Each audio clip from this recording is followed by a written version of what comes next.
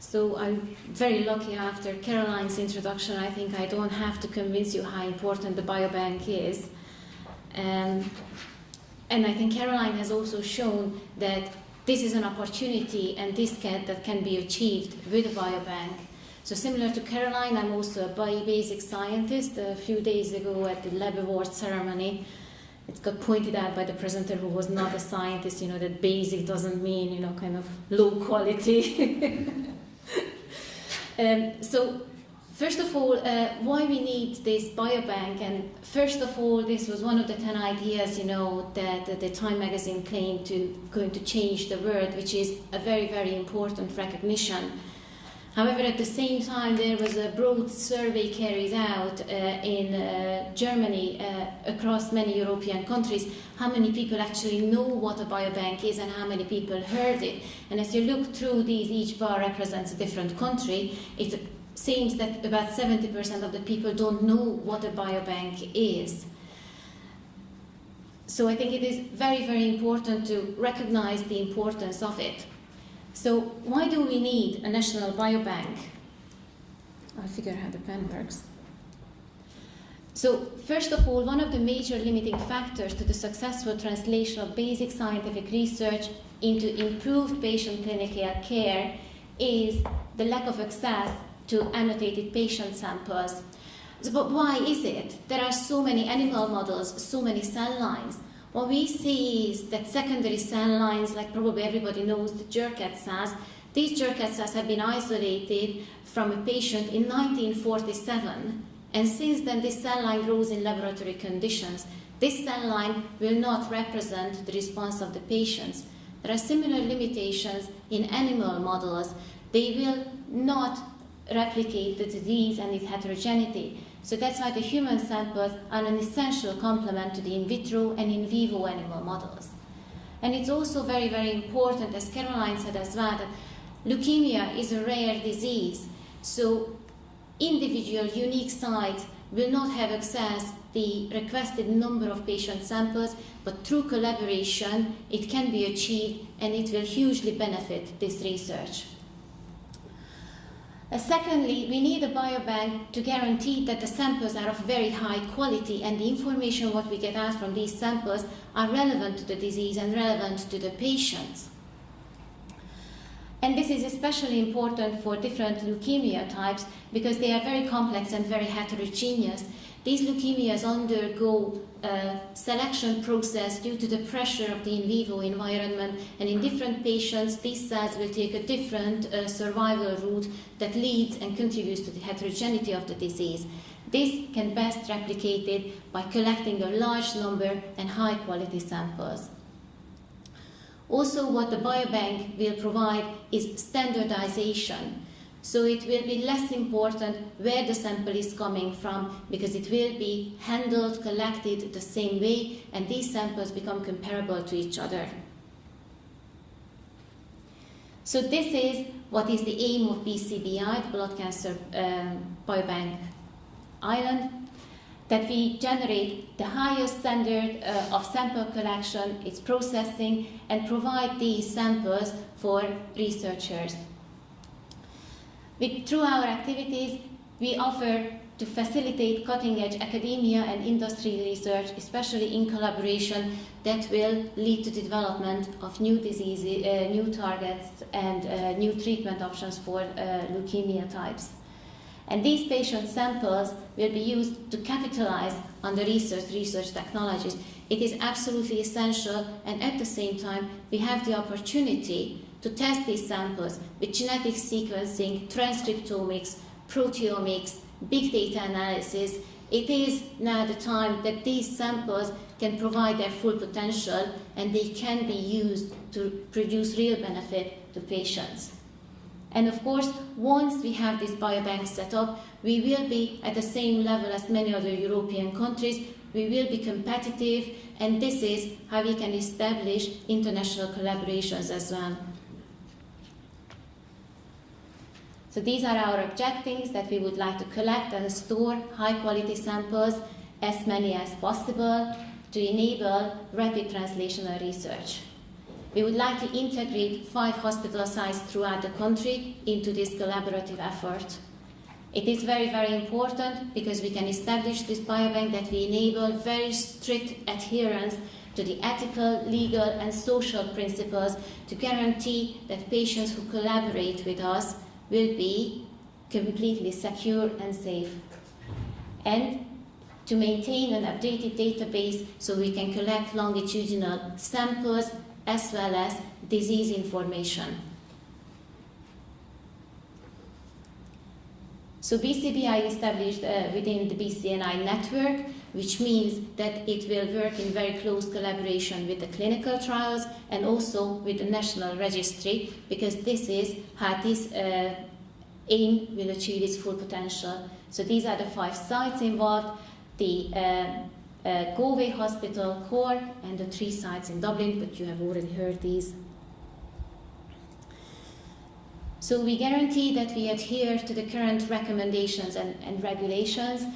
These are the main ones we follow, and I just got the email yesterday that the European Federation, the BBRI for biobanks, is in discussion with Ireland, and the Irish government is planning and in the process of joining, so hopefully we can become part of this Europe-wide network as well.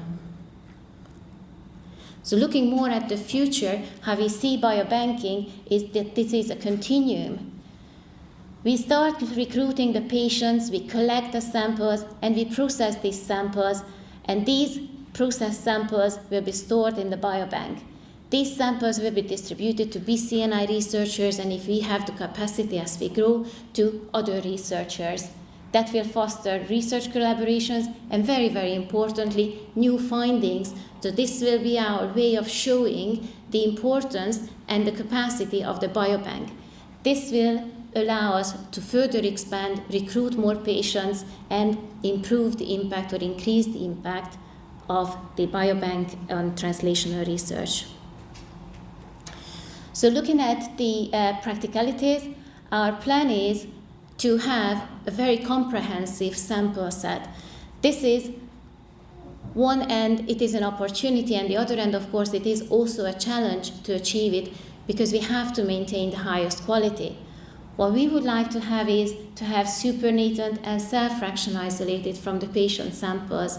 So as we could hear in different talks, the microenvironment is very important, and it has a huge impact on the behavior and drug response of leukemia cells. So if we only collect the leukemia cells, we lose this dimension of the samples. But if we collect plasma or supernatant from the bone marrow, we can measure the paracrine factors which are present.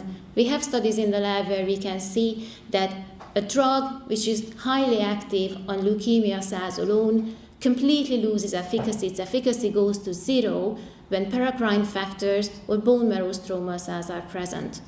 So by retaining these samples, we will have an opportunity to further test it and best characterize the drugs, predict this efficacy to further inform the research before clinical trials. Stromal cells can also be collected from these samples, and they can serve the same surface. Also, stromal cells themselves are not completely healthy and normal cells. Very often these cells already carry malignant transformations that will have an effect on the leukemia cells. So we need to look at the leukemia not at the level of the individual cells, but at a higher level, at the tissue level. So an aim of the biobank is to achieve it by collecting the correct samples and a comprehensive set of samples. So as Caroline showed, it has to match with a very sophisticated data management system. Now, I don't think that we are there what the Finnish unit could achieve, but it's definitely a challenge in front of us. We can see that Finland doesn't have a population much higher than Ireland, so it is doable, and I think this should be a long-term aim. What we plan is to have a biobank information management system, or BIMS, that we will establish in collaboration with a company, with SuperTagBox. This is the same program that all biobanks or the biggest biobanks in Ireland use. And the opportunity here is that we can link this data bank to the NCRI data bank, so it enables longitudinal sample collection. This system becomes searchable, so when we look at a biobank, the half of the potential of the biobank is the actual sample, but the other 50% of the potential is all the data collected and all the associations that can be made between a genetic profile of the patient or epigenetic changes and, for example, a cytokine profile present in the plasma. So all this data, it has the equal high value as the cellular fraction itself. So over time, when we start expanding, we would like to collect more and more leukemia samples. As Michael mentioned, our two initial blood cancer types we are collecting are acute myeloid leukemia and multiple myeloma. But from there on, we would like to expand it phase-wise to nearly all leukemia types.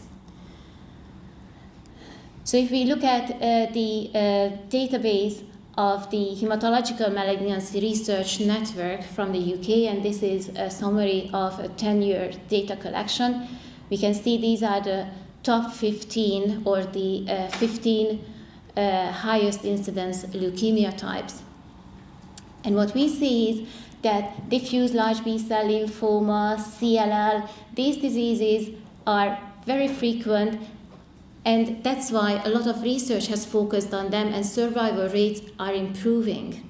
If we reorder these diseases and we have a look, what is the 5-year survival rate? What we find is that some of these diseases really have very, very poor survival.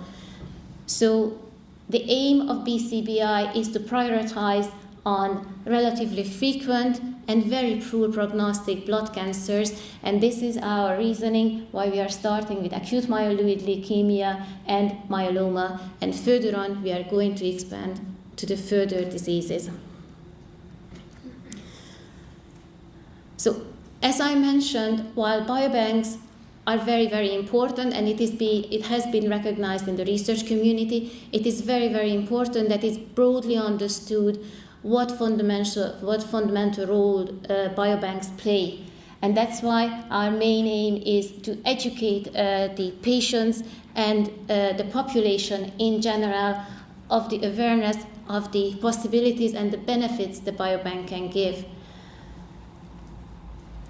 So we are planning various outreach activities, meeting with interest groups, advertise what we do, and explain people how we collect these samples, what samples are going to be used, and what benefits we can foresee. So I'll wrap it up very quickly now. I think I explained what the aims of the biobank are, that the organization of BCBI is achievable, and it is also critical for the future breast cancer research in Ireland. BCBI has the potential to offer invaluable contribution to both research and patient care in Ireland, and with a collaborative effort, this will be implemented successfully. Thank you very much.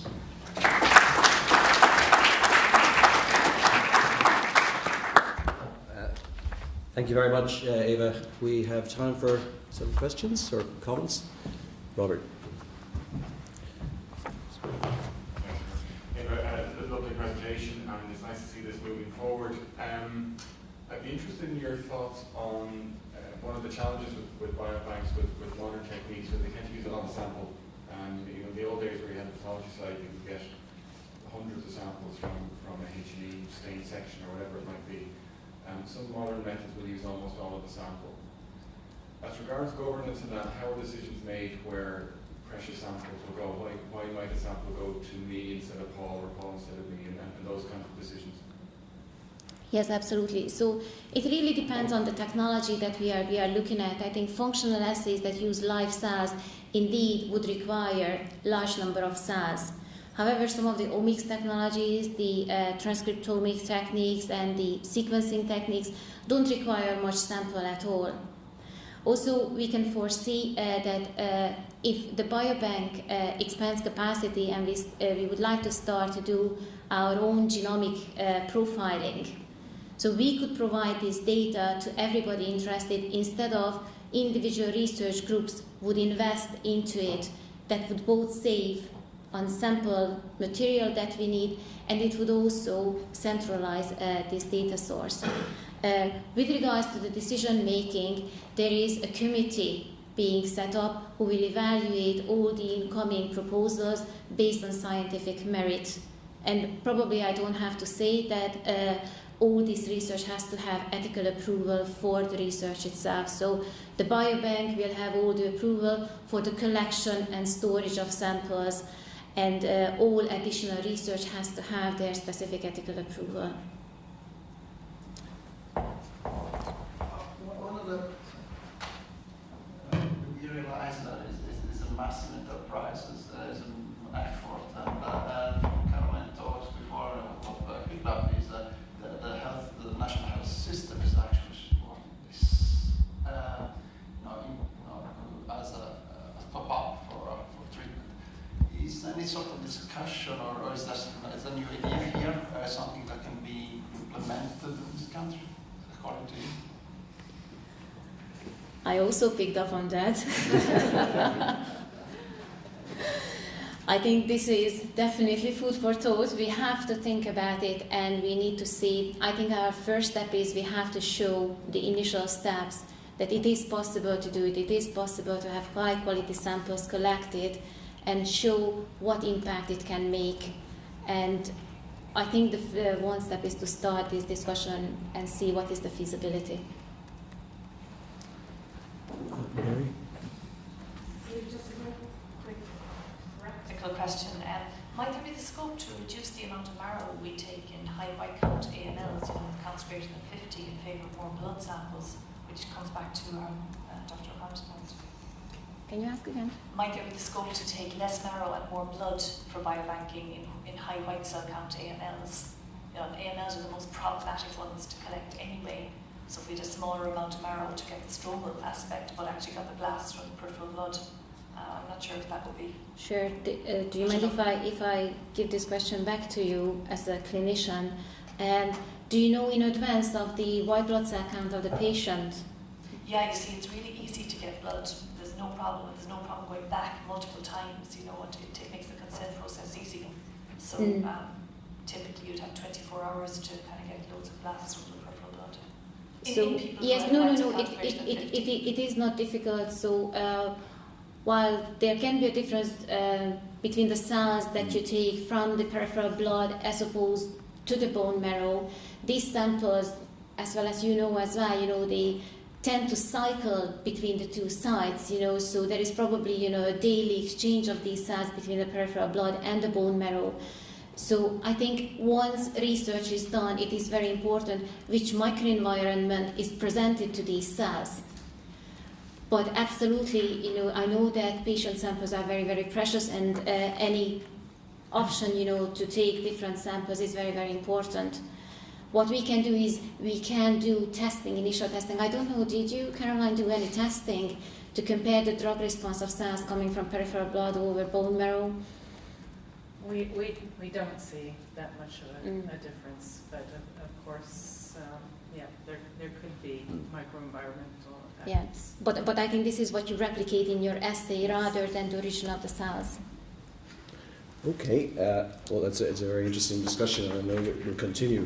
Thank you again, Eva, for an excellent presentation and for all of your work thus far in moving